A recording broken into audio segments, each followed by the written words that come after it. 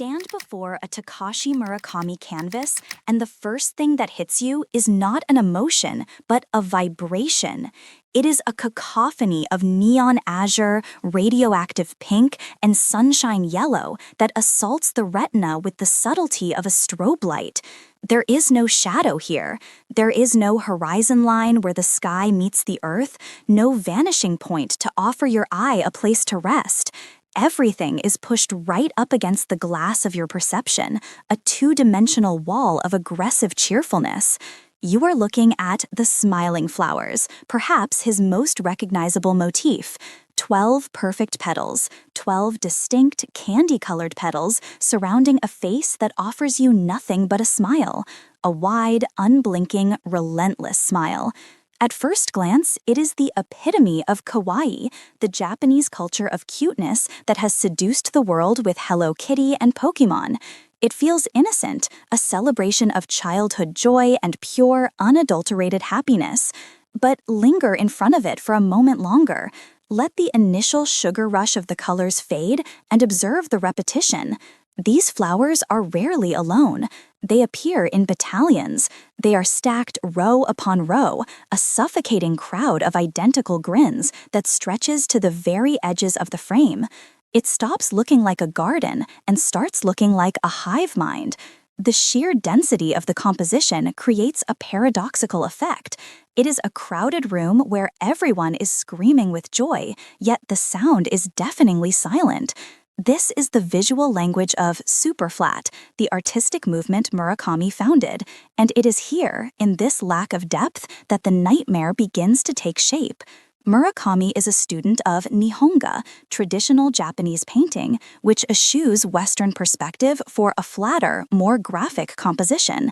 But he fused this ancient tradition with the slick, soulless sheen of commercial animation. In doing so, he created a texture that feels synthetic, almost plastic. The surface is hermetically sealed. There is no way in and no way out. This is not an accident. It is a trap. The smile of the flower is not an invitation. It is a barrier. It is what Murakami describes as a camouflaged despair. In a hyper-consumerist society where happiness is the primary commodity, sadness is a defect. It must be covered up.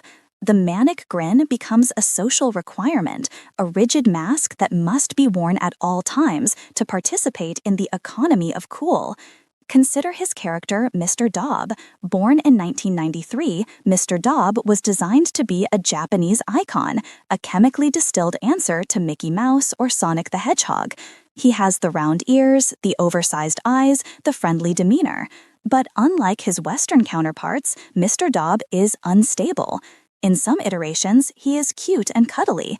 In others, he morphs into a jagged, multi-headed monstrosity with razor-sharp teeth and fluids leaking from his eyes. He is a mascot having a nervous breakdown. Through Mr. D.O.B., Murakami is deconstructing the lie of the mascot itself. He is showing us the exhaustion behind the performance of cuteness. The smiling flowers operate on the same frequency.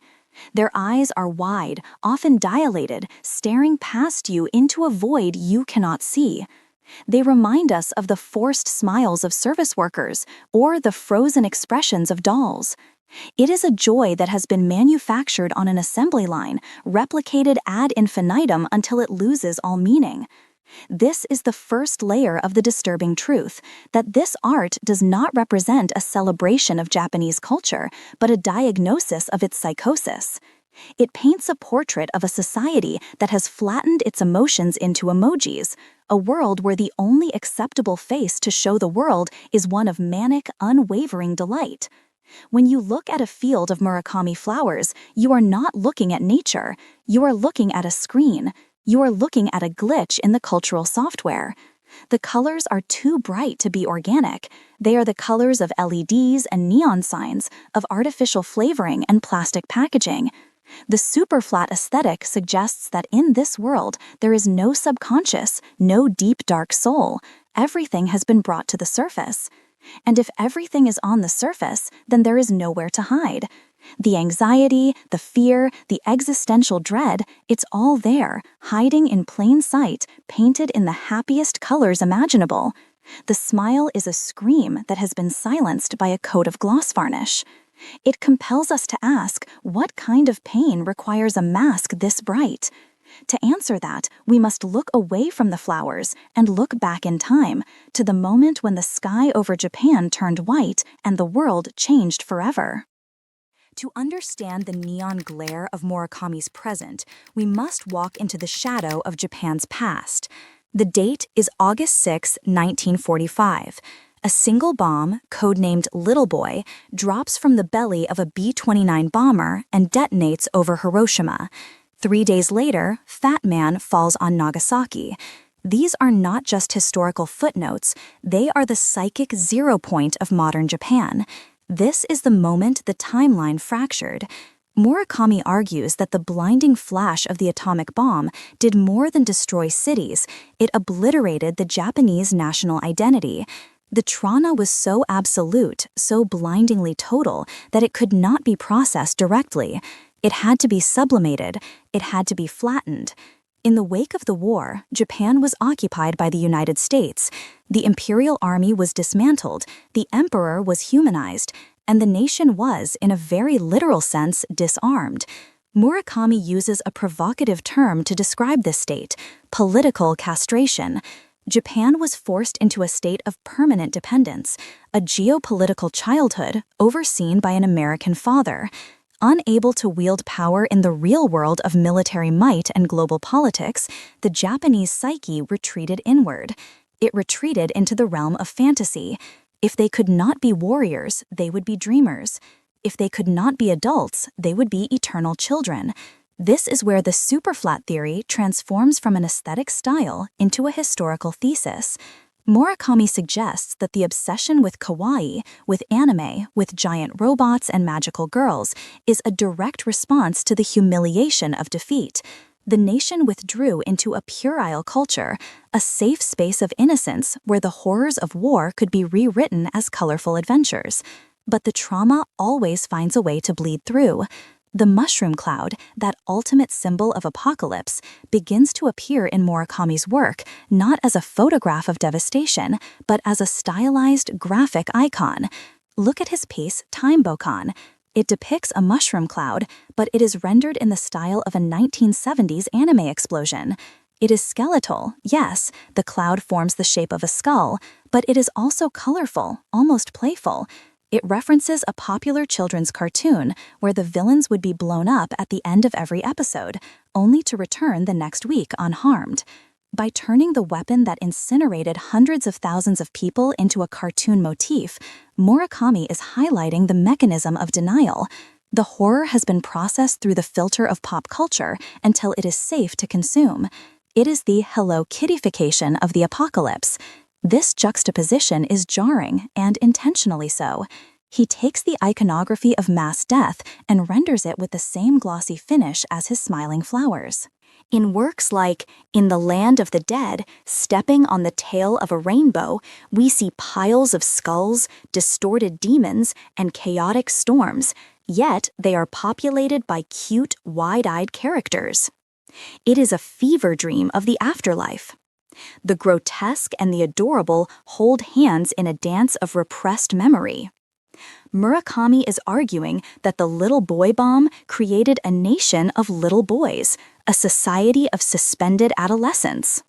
The Superflat world is a world where hierarchy has collapsed. In traditional art history, there is a distinction between the profound and the trivial, between the tragedy of war and the comedy of cartoons.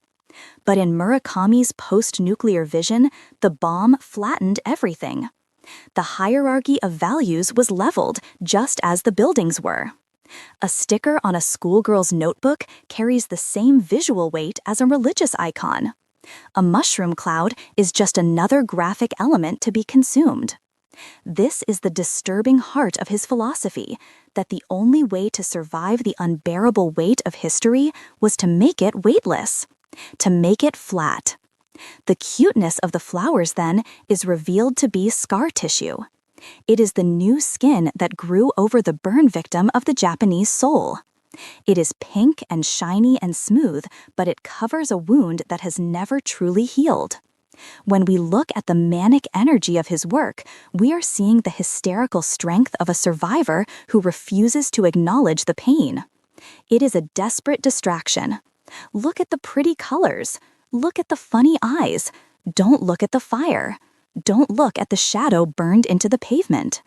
The art forces us to confront the uncomfortable reality that sometimes culture does not heal us. It anesthetizes us.